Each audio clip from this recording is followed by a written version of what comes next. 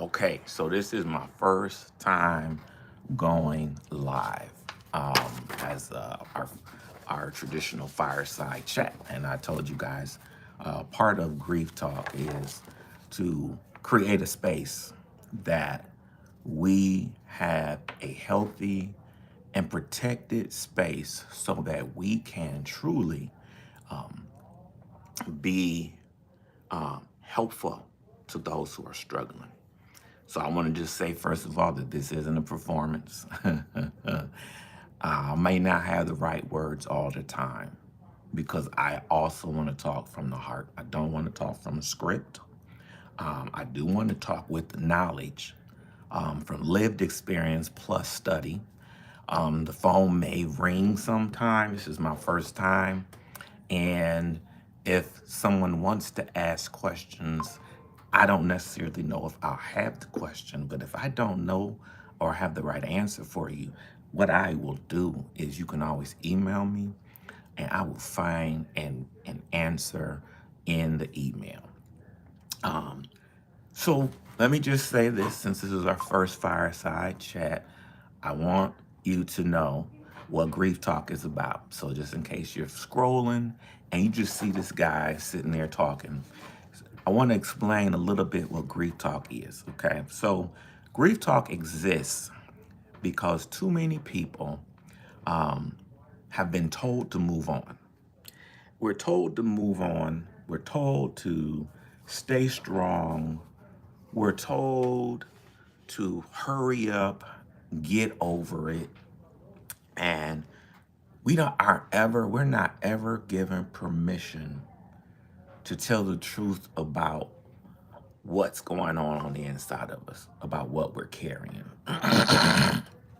So this is a space where listening counts just as much as, doing.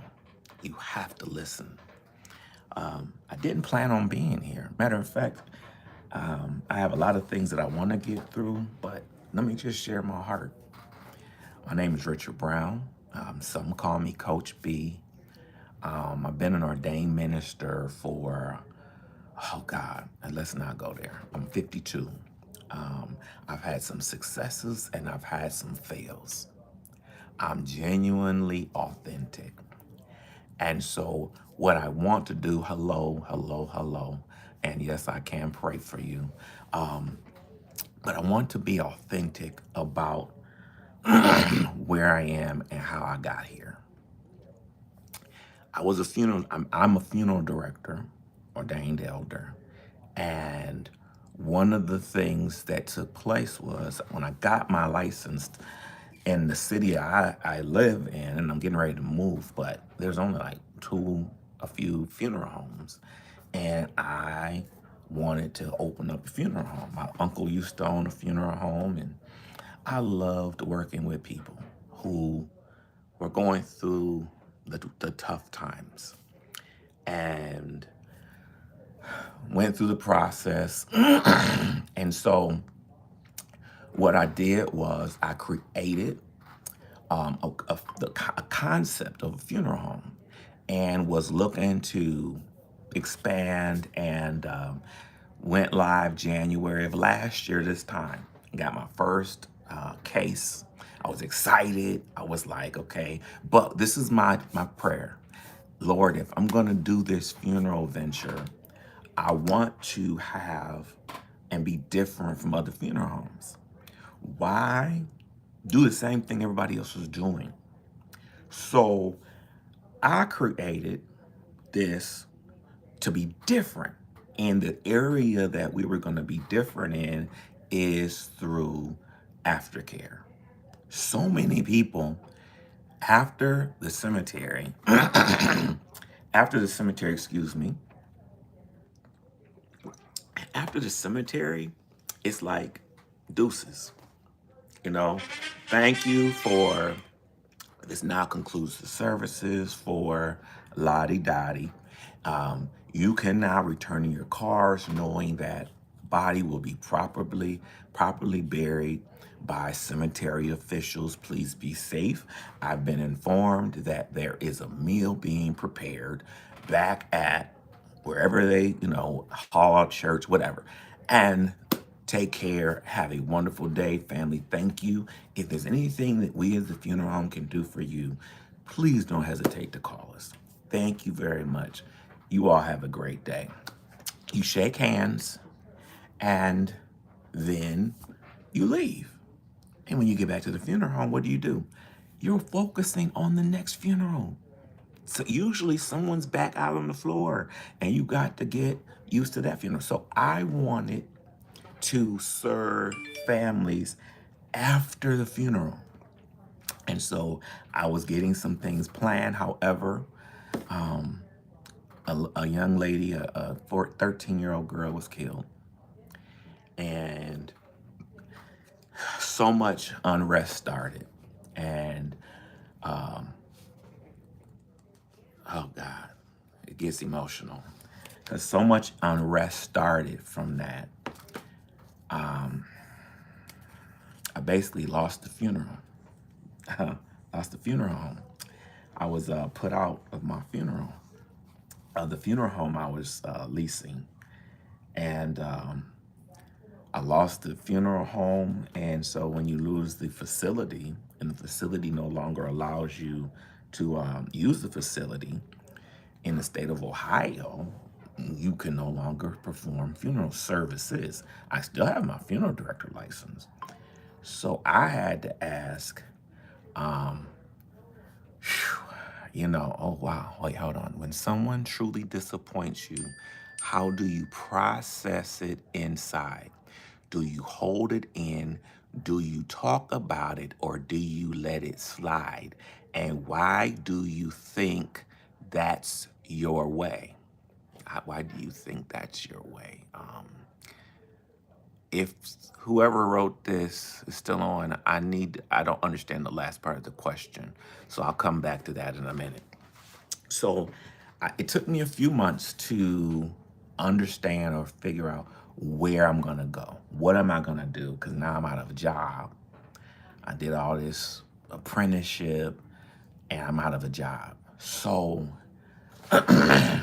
didn't know what I was going to do. And so God gave me Grief Talk. That's why Grief Talk exists, to create a safe space whereby people can process grief. Grief is connected to so much that takes place in our lives. Grief is connected to your mental health. Grief is connected to our physical health. When we don't understand what's happening in our body, grief and trauma are not the same, but they are related. And if you don't deal with grief and trauma, your body will begin to wear, and your body will begin to cause other things in your body to malfunction. So I think that this was a phenomenal idea. The whole summer I spent writing books because somebody gave me the idea and said, start a podcast. So now I was like, no, I need a business plan. So I took and wrote down a plan and went on the computer and tried to fix it so that it could be something that be lasting. I needed a website, I needed a home base, and I needed to understand what podcasting was because I knew nothing about podcasting. If you would have told me last year this time that I would be talking to you on this here gadget, I'd have been like, never. I had this phobia. I had the phobia about talking on social media because, I got dragged on social media last year when I got dragged on social media last year when, when I had the little girl that was killed. I was miserable. A lot of unsettled issues came back that I thought I had dealt with. So I began to journal and try to come to some understanding of what was going on inside my body. I met with my therapist, didn't like what was going on, but it was important. Um, it was important that I find out what was going on in me. I don't like being talked about. But you know what? I had to get over it. Now, that is one thing I had to get over. I had to finally come to terms and understand that not everybody's going to like me. Not everybody's going to agree with what I do. Not everybody's going to like what I say. Some people, I won't have to do anything and they still won't like me. Well, what? Tough. Okay? I can't focus and wonder if somebody's going to not like me because I'm working with people who are struggling with grief. All grief is not dealing with death. Now, right now, this day, this is Thursday, January 15th. I'm having a real rough week. My close brother, we were good, close friends. He is my brother. And when I say he's my brother, I mean, I would have gone to the gates of hell with him. I mean, I'm not going in the hell, but I will go wherever I needed to go because I loved him. And he'd been in the hospital fighting liver disease. His liver stopped working, and he was holding on September, October, and his eyes were yellow. That's how much his liver just quit working. And he'd been in ICU since October. I was going and I was holding on because I just believed that there was something more for him to do here in the earth. Well, he had a couple of nights. The doctor said he wouldn't make it, but he made it. So we had hope that he was going to pull through. Last time I talked to him was a couple weeks ago. I missed him because they took him to the Cleveland Clinic. But long story short, Monday he died. And it was very painful. His friend called me. No, he died. His name was Marquise Baker, a true brother and a friend. Every rough patch that I went through in my life, Marquise was always there. He would always call me when he knew I was going through, because I'm one that when I go through, I kind of like withdraw. And the crazy thing about it was he was the same way. And so he would call me or tell me, "Hey, bruh," and that's how he talked. "Hey, bruh, man, get up, man. Fuck them." And that was, I'm not trying to cuss. So he was like, "Man, fuck them. Fuck them, man." And I was like, I know it's easier said than done, Keith, bro. Easier said than done. So anyway, this week, because I have a tendency, I have a great gift in writing. This week, I've been writing for the program. And when you write, sometimes those emotions come out. And so, man, I've been a hot mess. I've been a hot mess. But yes, somebody asked if I could pray. So I'll pray real quick. And I'm going to keep talking. Because again, I'm going to be doing this every Thursday at 7 o'clock.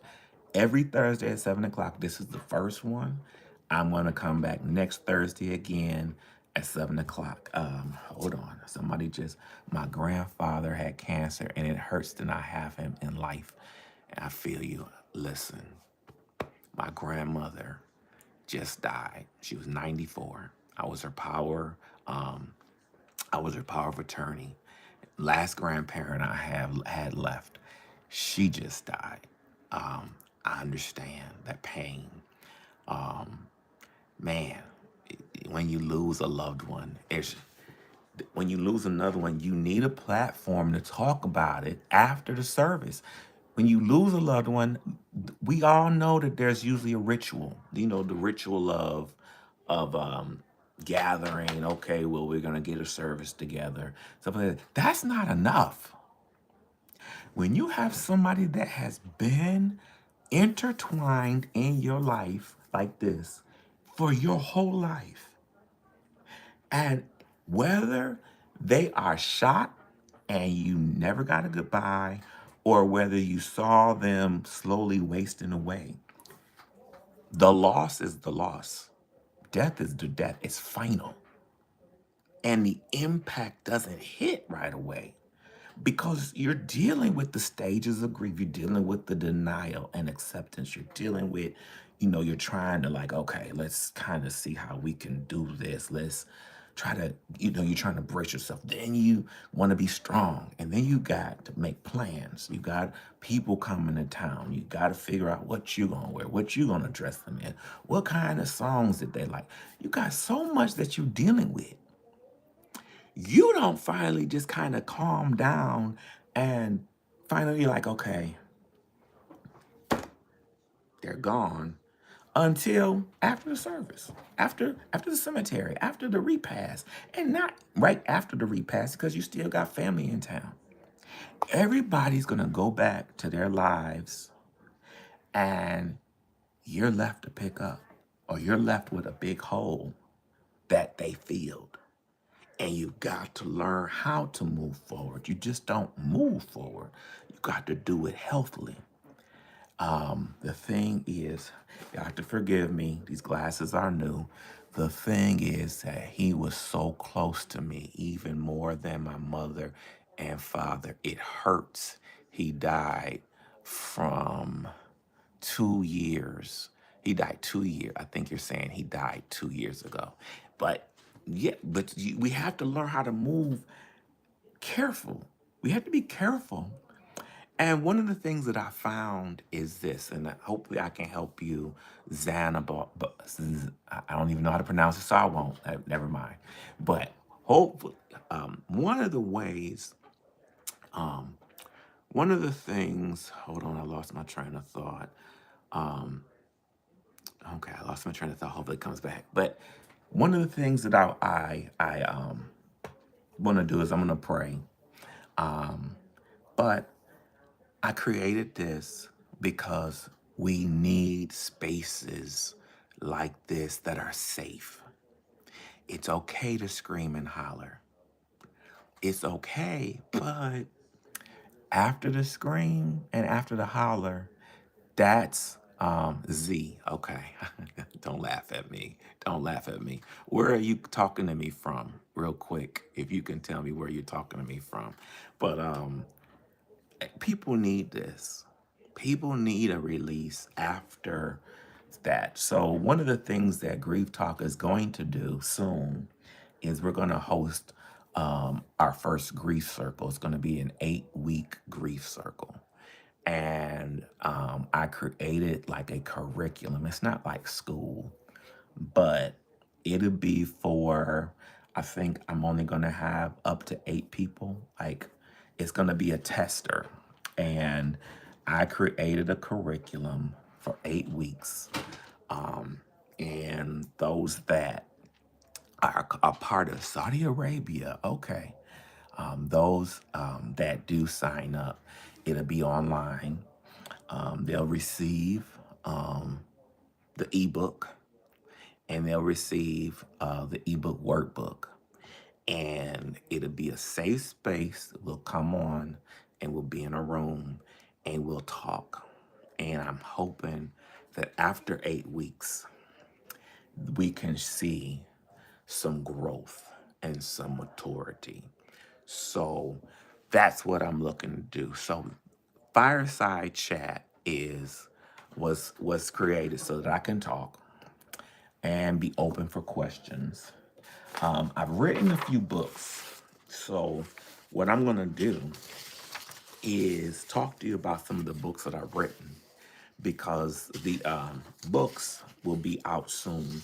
I have one book that is out, but we're having some issues. One of the things about technology is you can be happy that you completed it and you finished it, and then it not be what you thought it was. Like I'm sorry. I thought it was good, would be out by now, and it's not. I finished the book though, but it's so I finished a book called Closure, and that's what my podcast. I have an audio podcast that is on Buzzsprout. You can find Grief X Talk, griefxtalk.com. You can find the podcast on my website, griefxtalk.com. This channel, the YouTube channel, is a hand in hand to the podcast. But the podcast isn't on the YouTube channel, but you can get to the podcast from the website. So I've created the website to be like home base. I've also just tested out the school community to see if that's beneficial for people. I want to be beneficial. I don't want to spread myself too thin. And right now, I am a team of one right now. Looking to looking to get some more people on the team, but I want to be careful because this is new terrain and this is not something that most people are used to. So before I go and tell folk, I need you to help me with this, I want to know who I'm helping first because this is the vision God gave me. And again, I want to offer myself. So there are 6 episodes on Buzzsprout. Go to Buzzsprout and you can get there by my website. Books are coming. Please hold on. Books are coming. I'm getting ready to have a publishing company do one of my books. And then I am creating some resources that are going to be free for the website. I think there are some already on the website, and I have to get to the website. I haven't been on the website in a couple weeks because I've been editing. Because I write my own books. I don't have a ghost writer. I am a ghost writer. I write for other people, but I write my own stuff. So I've been writing my own books. I have been doing some proposals for some clients and some prospective clients that have a story to tell. And so, but one thing I'm going to do, I'm excited about this grief circle that I'm going to explain more of the next week. Grief circles are going to be private. You'll have to pay to get in only because, and this is why, come on, I got to be real. One of the reasons why we have to require you to pay to get into the grief circle, so it's taken serious. When you pay for something, and then when there's a quantitative value put on something, you take it more seriously. Yeah. When you don't pay for your college education, you do whatever you want to. You hem and you haw and whatever's clever. But when you have to pay for it yourself, you take it more seriously. So you get that. We're going to do our first master class next month on a Saturday morning. And it's going to be a 2-hour master class on somewhat similar to grief trauma. We haven't figured it out yet. I've been discussing it with my assistant, but we're going to discuss that more. So I really don't want to keep you more than 30 minutes. Fireside chats are just that. They're just a little chat, just a little something so we have time to talk, get familiar with one another. And in the interim, if you have questions, you'll be the first one to read it. Thank you, Z. I appreciate that. All right, Z, thank you. I appreciate it. All the way from Saudi Arabia. Appreciate it. What's the weather like in Saudi Arabia right now? Is it really cold? Let me see.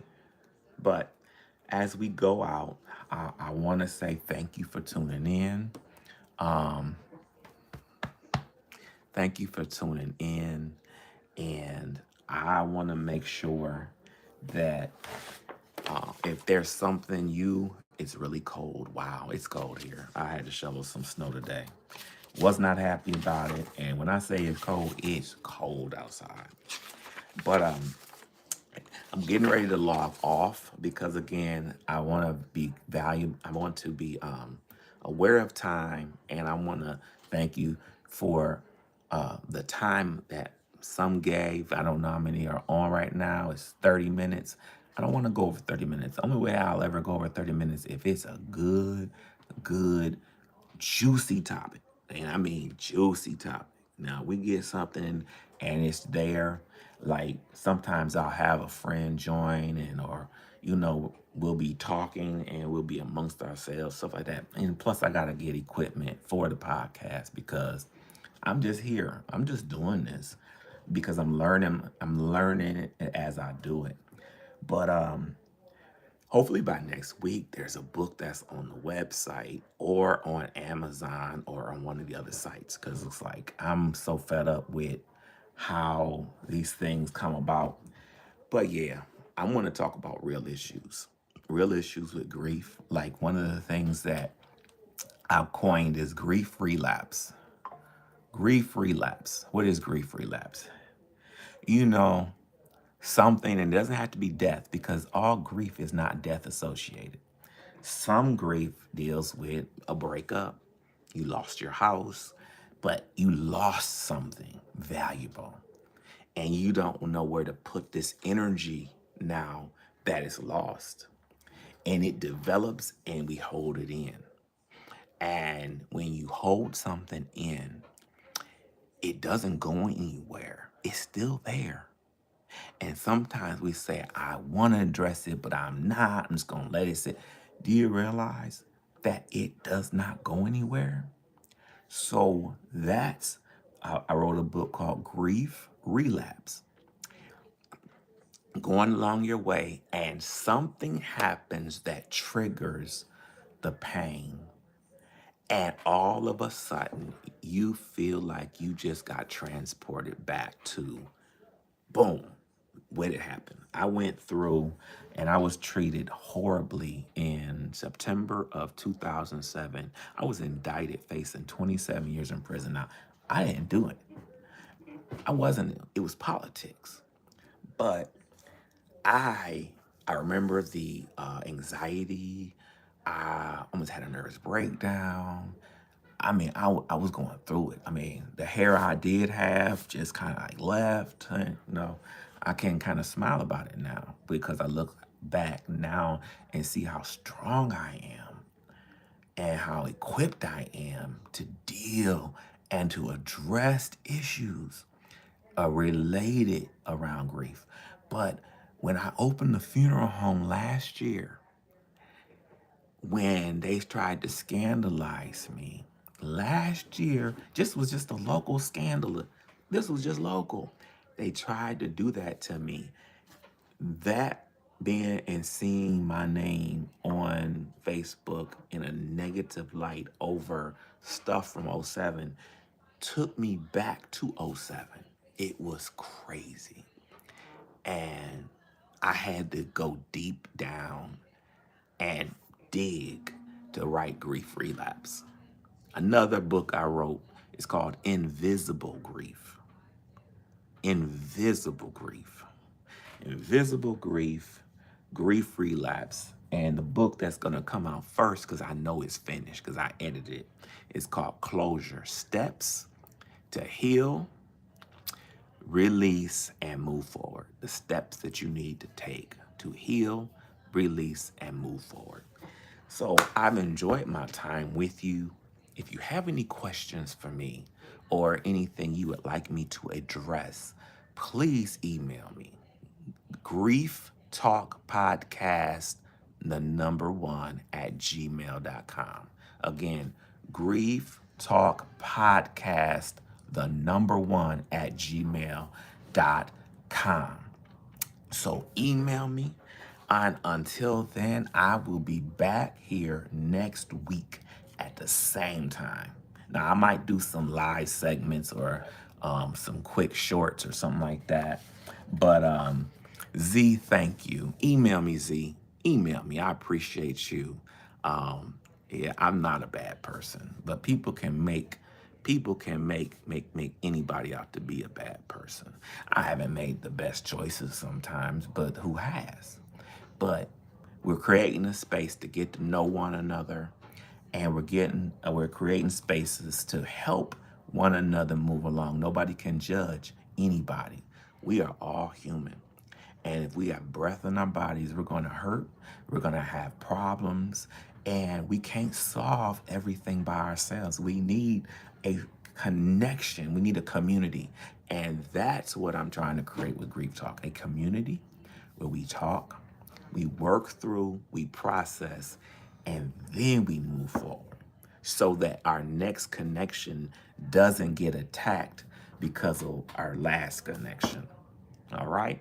So, yes, all of us can be wrong. You got that right. So, take care. You all have a wonderful rest of the week. And, y'all keep me in prayer, and I'm going to keep you in prayer. Father and God, I thank you for those who joined me. I believe in Father God. And I thank Father God for creating this space. Sometimes we don't know why we have to go through everything that we go through, Lord. We don't know why.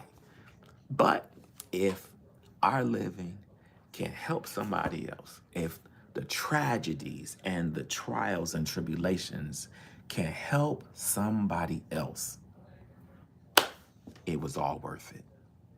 So, Z, email me, really, for real. I appreciate you for sticking in. I think you're the only one that stuck in the whole time.